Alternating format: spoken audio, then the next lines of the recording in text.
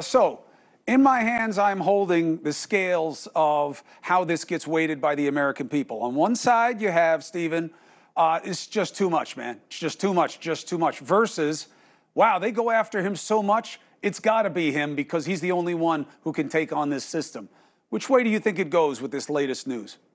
Well, I'd say the former as opposed to the latter, but I'd still say to you, Chris, that it doesn't matter that much to several people. Number one, his supporters ain't fading one bit. They're going to be there. They're going to march lockstep with him. They won't budge 1 inch.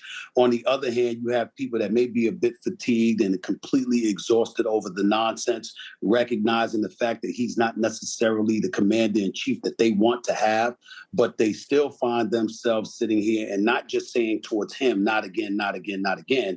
They're looking at our federal government. They're looking at state prosecutors. They're more importantly looking at the White House, looking at the Dems, the liberals on the left, and they're saying, this is what you have. Because in the end, what it comes down to is this, Chris, in my opinion, just being a layman, somebody that leaves the aficionado status to people like yourself and others, just as a regular American citizen out there voting, we can feel any kind of negative way that we want to feel about Donald Trump. At the end of the day, what we're asking ourselves are, is he going to end up in jail?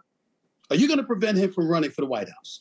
And the answer to most people is no. It's going to be much ado about nothing. He's going to be accused again. You know, back in the day, he was impeached not once, but twice. But yet again, he's still here. You know, you've highlighted to your viewers and to everybody who would listen, the man could be indicted. He can be thrown in jail and could still run for president. So at the end of the day, are you going to beat him or not? You beat him once, he wouldn't admit it. He still won't let it go. He still claims that the election was rigged and stuff like that. And he's still here.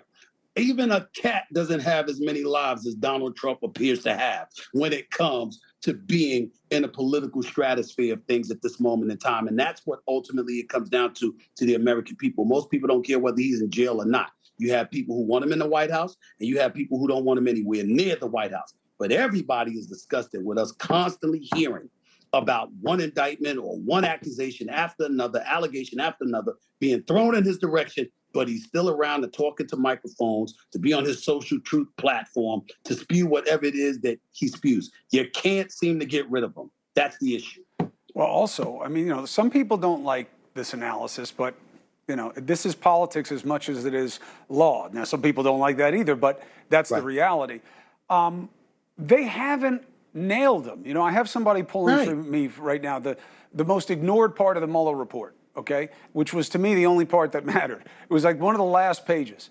And on it they said, look, we got the guidance from the Office of Legal Counsel. We can't prosecute a sitting president. But if we could, here's this list of laws that we think he broke.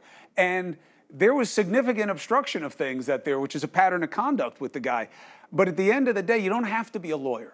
You don't have to be, you know, as you term it, an aficionado. Do you have the goods? When you say he had classified documents, are they documents where when I hear what they are and what they were about, I'm going to be like, holy cow, what was he thinking keeping that for? Why would he do that? And if it isn't, then what do you think the rebound effect is here? I think it's a detrimental effect against the Democrats because, first of all, they're going to be blamed. And they're going to be blamed, and then the narrative is going to shift, at least with tens of millions of people. Because even though anybody with sense knows he lost the last election, that's the bottom line, it was a legitimate election, and he got beat by Joe Biden. I've been one of those guys that have said, 80 million plus people didn't vote for Joe Biden. They voted against Donald Trump because Joe Biden wasn't that popular of a candidate, at least before the primaries in South Carolina. You know, up until that point, he wasn't even in the game as far as a lot of people were concerned. And so because of that, when you look at it from that perspective, Chris, what it comes down to is you're going to have people sitting up there on his side and saying they can't beat him legitimately, and it's going to add it's going to add momentum to his argument that they're exhausting themselves with doing everything they can to prevent him from being the Republican nominee because they can't beat him. That's what they're going to say. Well, that's his case. Hey, thank you for watching. Please go to newsnationnow.com, newsnationnow.com, and you can find NewsNation on your television provider. And don't forget to click the red subscribe button down below. Then you will get more of NewsNation's fact-driven coverage.